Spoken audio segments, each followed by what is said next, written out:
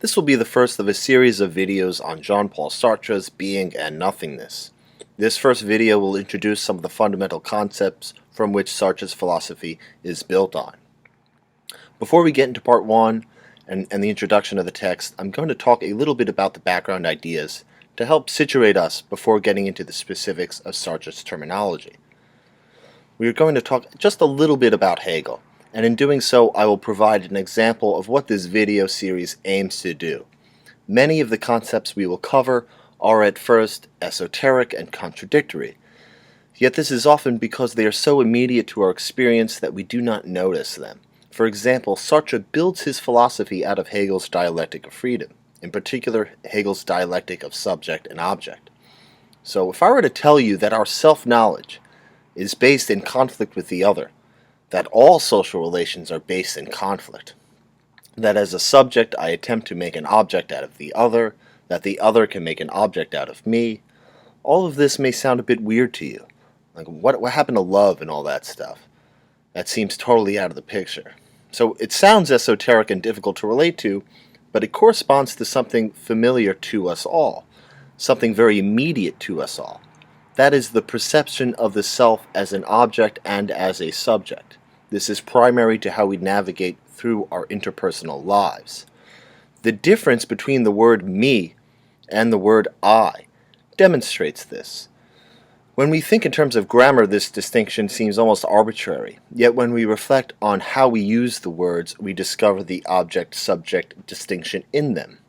We use the word I to denote our agency as a being that is doing something, being something, having something. I think, I am, I know.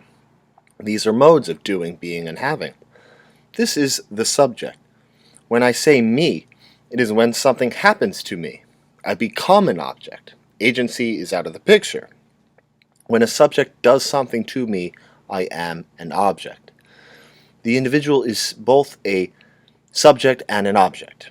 This contradiction is central to being and nothingness. It is built off of Descartes and Hegel and Husserl and Heidegger, and is often described in terms formulated by them, but is also so immediate to our reality because we are talking about consciousness here. Being and nothingness as a phenomenological study is about consciousness, and through this study we can gather a deeper sense of our predicament as self-conscious, transcendent human beings, aware of our existence as a thing among other things, while also isolated from all other things in the privacy of our own mind.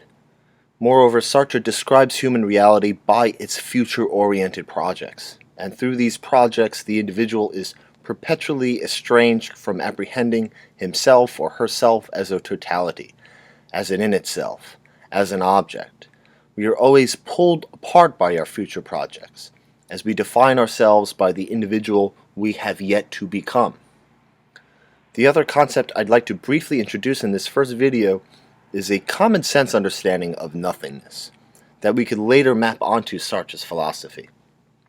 The ness part, the N-E-S-S part of nothingness, indicates a contradiction where through language we account for the being of nothing.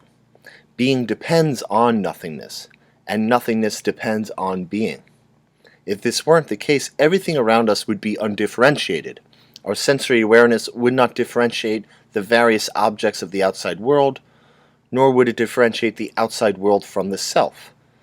In order to integrate what we see into our practical reality, we have to be able to distinguish things from each other. We have to be able to see outside objects as possible instruments from which we can make our way through the world.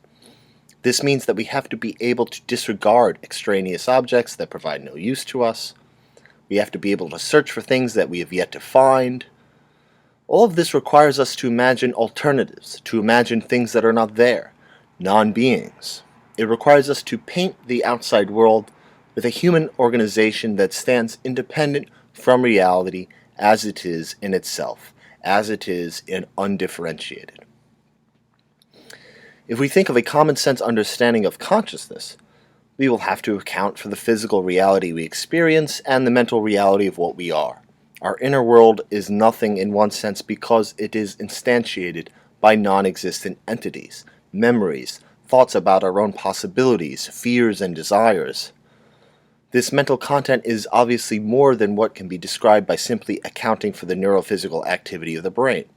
Even if we reduce our mental states and imaginings to the neurons and dendrites of a strictly materialist, determinist understanding of the world, we are still stranded in a description of matter that cannot adequately describe the objects of our consciousness, or one might say the qualities of things. These forms of mental content are examples of nothingness, but they do not give us a full sense of the different features of nothingness as the term is used by Sartre. What we can negate through our consciousness, what we can imagine losing, subtracting, our awareness of something or someone being absent, all of these experiences refer us to nothingness. And for Sartre, we are encased in it. It separates us from our past and future, it separates us from what we are as a totality, and it separates us from each other. It is easy to take for granted the fact that we can even conceptualize nothing. This is a remarkable cognitive feature, yet it is so obvious that we don't really think of how mysterious it is. Nothingness is the being of the negation. Nothingness is the being of nothing. Nothingness as a concept is integral to human reality. Being depends on nothing so that it may exist in relation to it. Before I end this video, I want to speak very briefly as to why one might want to read Being and Nothingness, why one would want to study Sartre. And the answer is simply because it is profound. This is not a self-help book. This will not help you get rich, nor is it fun to read. It is profound, it will bring you to tears, it will illuminate a whole new way of reflecting on yourself and your life, as it addresses the most important dimensions of our experience as self-conscious subjects. So in my next video, I will begin to introduce some of the terms required to understand Sartre's philosophy, especially in the early stages of the book. So if you're interested in Sartre and you enjoyed this video, please consider liking the video and subscribing to my channel. There will be more content on Being and Nothingness coming soon.